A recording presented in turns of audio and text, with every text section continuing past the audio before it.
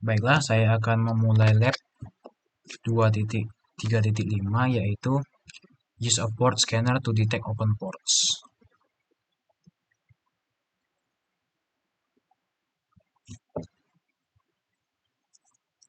Langkah pertama kita launch VirtualBox-nya.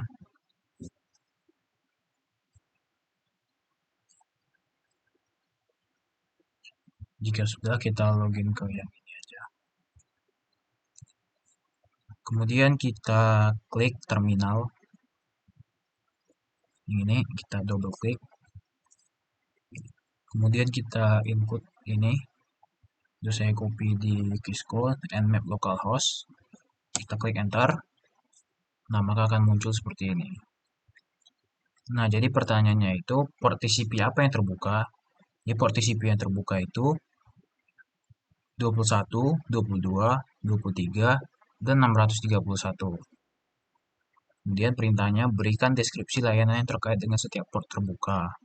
Jadi port 22 adalah protokol administrasi jarak jauh yang digunakan untuk mengontrol dan memodifikasi server jarak jauh melalui internet.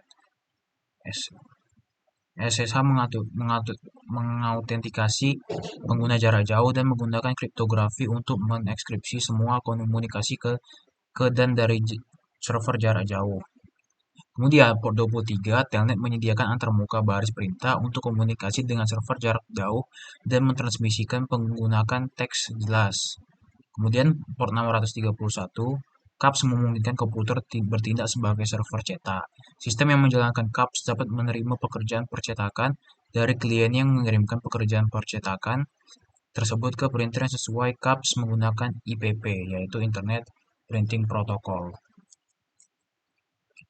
Kemudian perintah berikutnya, teliti kerentanan yang terkait dengan masing-masing port terbuka ini. Jadi, pengguna yang tidak sah hanya memerlukan nama pengguna dan kata sandi kita untuk mendapatkan akses ke server dengan port SSH terbuka.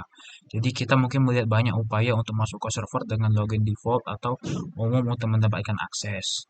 Target umum lainnya adalah port 22 dan 23. Port ini dirancang untuk memberikan akses jarak jauh resmi ke host IP. Port 23 pada dasarnya tidak aman karena data yang ditransfer dalam bentuk plain text. Jadi port 22 jauh lebih aman dan lebih disukai saat menghubungkan ke host jarak jauh. Port ini dapat dimanfaatkan oleh penjahat dunia maya untuk melakukan jenis aktivitas berbahaya berikut, yaitu ada mendapatkan akses jarak jauh resmi ke host, menanam pintu belakang dengan jenis kode berbahaya lainnya, melihat data sensitif dan kredensial, dan melakukan serangan man in the middle, dan berdampak pada ketersediaan layanan host lainnya. Kemudian UDP port 631 adalah protokol populer di jaringan TCP atau IP. Istilah CAPS adalah layanan percetakan jaringan modular untuk host Linux yang memungkinkan komputer bertindak sebagai server cetak. UPS terdiri dari spooler dan penjadwal cetak. Sistem filter yang mengubah data pencetakan ke format yang dapat dimengerti oleh printer, dan sistem backend yang mengirimkan data ini ke perangkat percetakan. Pengguna yang tidak sah mungkin dapat menjalankan perintah sewenang-wenang dengan hak istimewa Daemon Caps. Selain itu, DOS jarak jauh dapat menyebabkan server tidak responsif. Nah, kemudian kita akan menggunakan Nmap.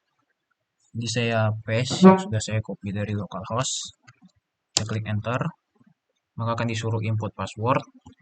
Jadi kita akan tulis. Sebentar, kita tulis. Sebentar.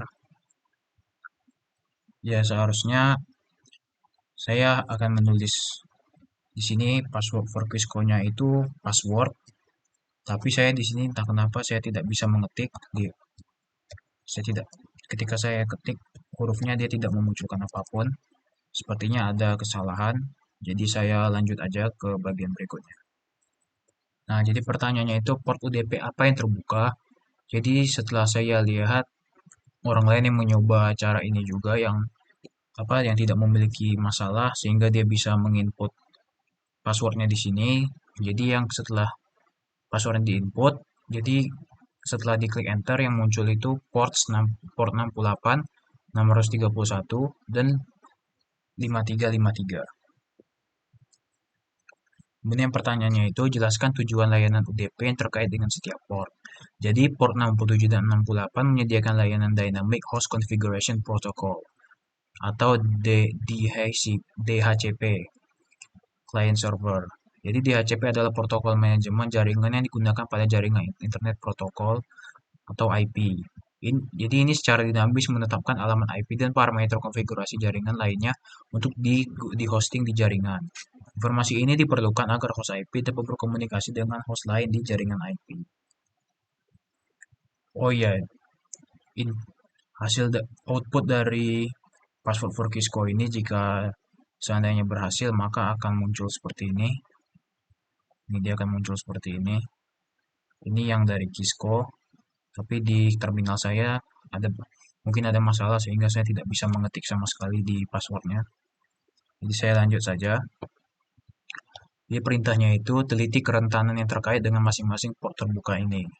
Jadi port terbuka 68 menyediakan layanan Dynamic Host Configuration Protocol. Port ini memungkinkan peretas mengganggu pengalamatan jaringan dinamis dan dapat digunakan untuk spoofing jaringan dan eksekusi kode jarak jauh. Port terbuka 631 memungkinkan penyerang dunia maya menyebabkan penolakan layanan dan mungkin mengeksekusi kode arbiter. Port terbuka 5353 digunakan oleh Multicast Domain Name System atau MDNS yang memungkinkan host untuk menyelesaikan nama host ke alamat IP di jaringan kecil yang tidak menyertakan server nama. Namun jika port MDNS 5353 terekspos ke internet, penyerangan dapat meminta layanan mengumpulkan informasi tentang server serta meluncurkan serangan DOS dengan memasukkan target dan membanjiri jaringan dengan permintaan MDNS. Kemudian saya lanjutkan aja. Saya riset dulu.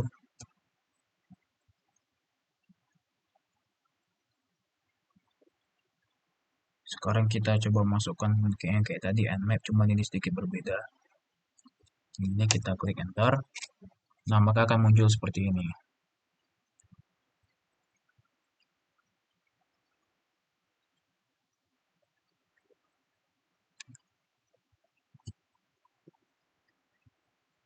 Kemudian kita input lagi.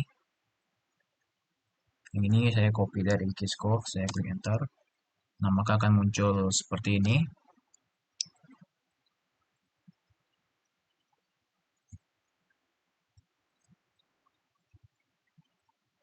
Nah, ini dia.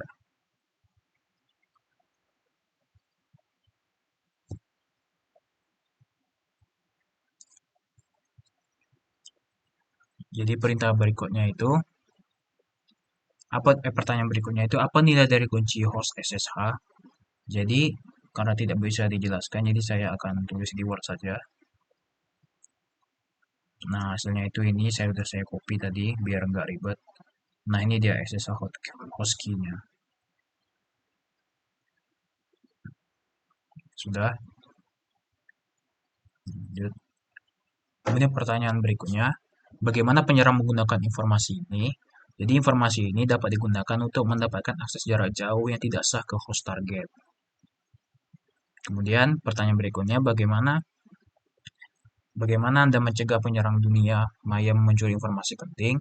Caranya itu dengan mengirim kunci melalui telepon, SMS, atau email. Jadi ini disebut pertukaran kunci out of band.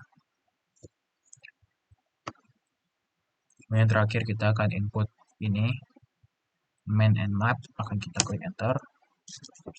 Nah, maka akan muncul seperti ini, deskripsi dari Nmap.